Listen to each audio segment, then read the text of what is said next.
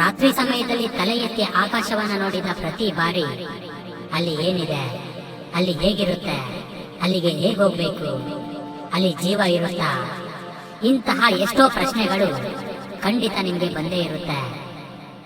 ಆ ಆಕಾಶವನ್ನು ಒಬ್ಬೊಬ್ಬರು ಒಂದೊಂದು ರೀತಿಯಾಗಿ ಊಹೆ ಮಾಡ್ಕೊಳ್ತಾರೆ.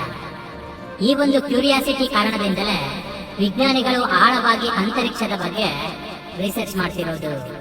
ಈ ಒಂದು ಕ್ಯೂರಿಯಾಸಿಟಿ ಕಾರಣದಿಂದಲೇ ತುಂಬಾ ಜನ ಕಾಮೆಂಟ್ ನಲ್ಲಿ ಸ್ಪೇಸ್ ಬಗ್ಗೆ ವಿಡಿಯೋ ಮಾಡಿ ಅಂತ ಕೇಳ್ತಿರೋದು. ಈ ರೀತಿ ಪ್ರತಿಯೊಬ್ಬರಿಗೂ ಅಂತರಿಕ್ಷದ ಮೇಲೆ ತುಂಬಾ ಆಸಕ್ತಿ ಇದೆ.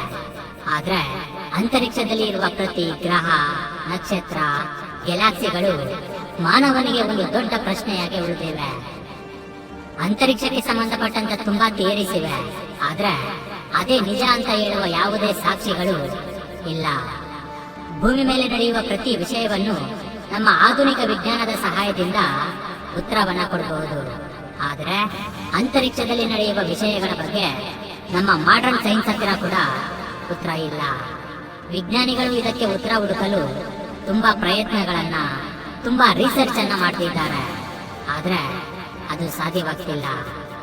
ಈ ವಿಡಿಯೋದಲ್ಲಿ ನಾವು ಸೈನ್ಸ್ ಉತ್ತರ ಕೊಡಲು ಸಾಧ್ಯವಾಗದ ಕೆಲವು ಪ್ರಶ್ನೆಗಳ ಬಗ್ಗೆ ತಿಳಿದುಕೊಳ್ಳೋಣ. ಈ ವಿಡಿಯೋ ತುಂಬಾ ಇಂಟ್ರೆಸ್ಟಿಂಗ್ ಆಗಿ ಇರುತ್ತೆ, ಆದ್ದರಿಂದ ಕೊನೆವರೆಗೂ ನೋಡಿ.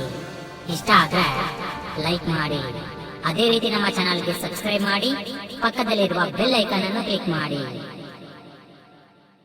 ಈ ಬ್ರಹ್ಮಾಂಡದಲ್ಲಿ ನಮ್ಮ ಭೂಮಿ ಮೇಲೆ ಮಾತ್ರ ಜೀವ ಇದೆಯಾ? ಈ ಬ್ರಹ್ಮಾಂಡದಲ್ಲಿ ಕೆಲವು ಟ್ರಿಲಿಯನ್ ನಕ್ಷತ್ರಗಳು, ಗ್ರಹಗಳು, ಗ್ಯಾಲಕ್ಸಿಗಳು ಇವೆ. ಒಂದು ವೇಳೆ ಆ ಗ್ರಹಗಳಲ್ಲಿ ಜೀವ ಇದೆಯಾ? ಒಂದು ವೇಳೆ ಇದ್ರೆ ಅವು ಹೇಗಿರುತ್ತೆ? ಅವುಗಳ ಜೀವನ ಹೇಗಿರುತ್ತೆ? ಈ ಪ್ರಶ್ನೆಗೆ ಉತ್ತರ ಸೈನ್ಸ್ ಹತ್ರ ಕೂಡ ಇಲ್ಲ. ಆದ್ರೆ ಇದಕ್ಕೆ ಸಂಬಂಧಪಟ್ಟಂತ ತುಂಬಾ ಥಿಯರೀಸ್ ಇವೆ, ಆದ್ರೆ ಅದೇ ನಿಜ ಅಂತ ಹೇಳಲು ಯಾವುದೇ ಸಾಕ್ಷಿಗಳು ಇಲ್ಲ. ನಾವು ಈ ಭೂಮಿ ಮೇಲೆ ಜೀವಿಸಲು ಆಕ್ಸಿಜನ್ ಬೇಕು, ಅದು ಇಲ್ಲ ಅಂದ್ರೆ ನಾವು ಸಾಯ್ತೀವಿ.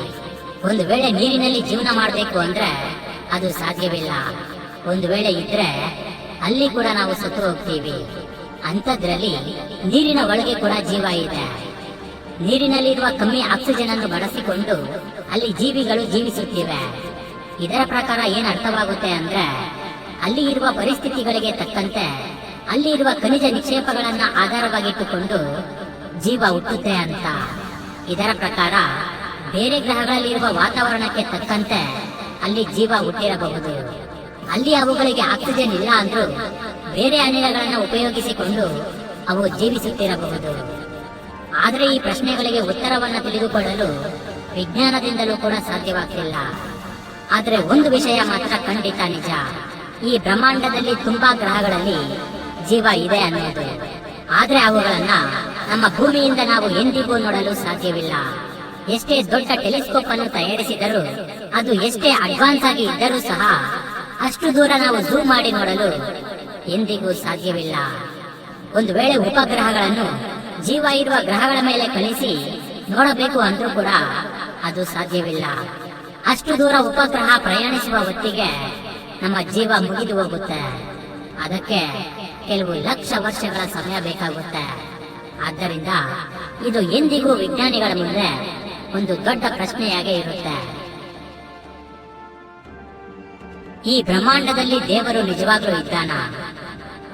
ಸೈನ್ಸ್ ಪ್ರಕಾರ ಈ ಬ್ರಹ್ಮಾಂಡ ಕೆಲವು ಕೋಟಿ ವರ್ಷಗಳ ಹಿಂದೆ ಬಿಗ್ ಬ್ಯಾಂಗ್ ಎಂಬ ಮಹಾಸ್ಫೋಟದಿಂದ ಸೃಷ್ಟಿಯಾಯಿತು.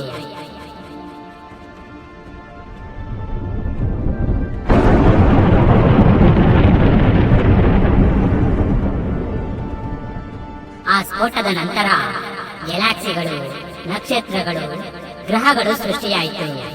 ತುಂಬಾ ಜನ ಈ ಬ್ರಹ್ಮಾಂಡದ ಸೃಷ್ಟಿಗೆ ಸೈನ್ಸೇ ಕಾರಣ ಅಂತ ನಂಬ್ತಾರೆ. ಆದ್ರೆ ನಮ್ಮಂತವರು, ಅಂದ್ರೆ ದೇವರನ್ನ ನಂಬುವವರು, ಇದರಲ್ಲಿ ವಿಜ್ಞಾನಿಗಳು ಕೂಡ ಇದ್ದಾರೆ.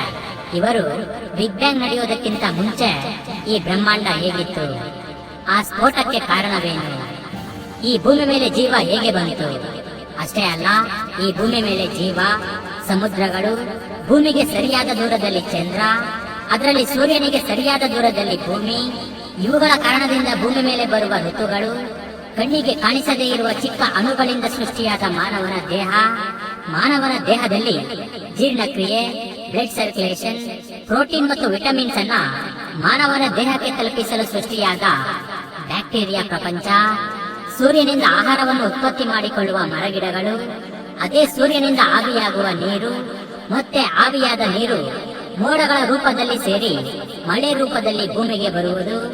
ಈ ರೀತಿ ಹೇಳ್ತಾ ಹೋದ್ರೆ ಒಂದ ಎರಡ ತುಂಬಾ ಇವೆ.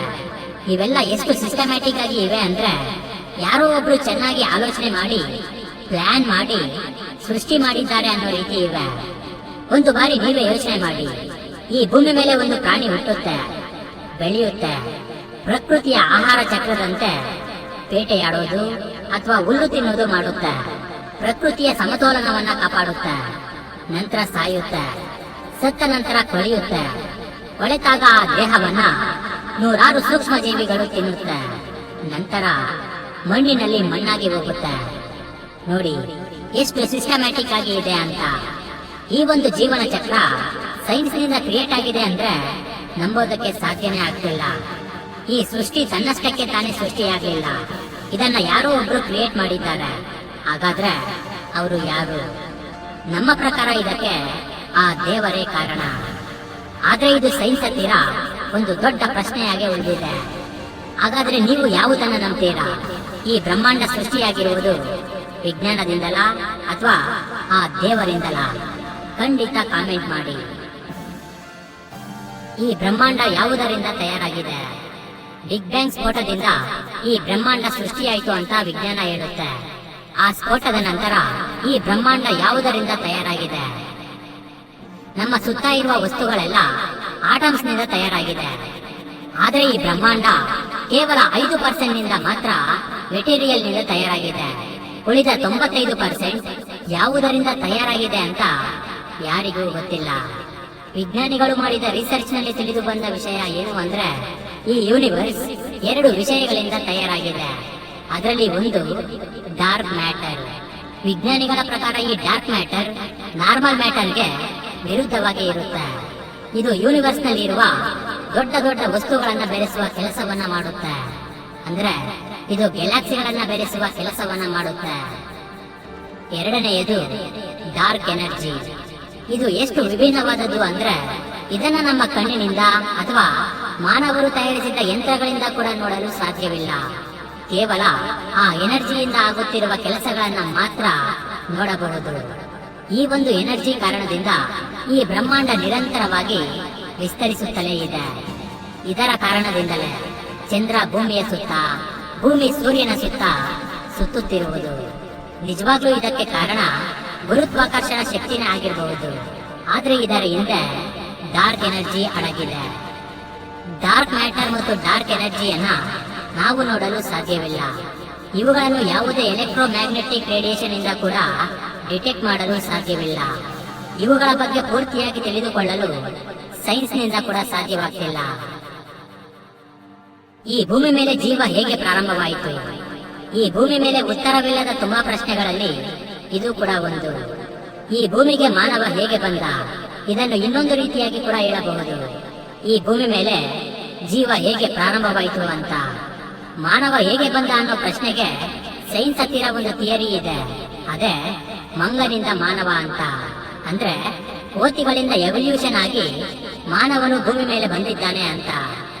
ಆದ್ರೆ ಇಲ್ಲಿ ಪ್ರಶ್ನೆ, ಆ ಕೋತಿ ಇಲ್ಲಿಗೆ ಹೇಗೆ ಬಂತು ಅಂತ.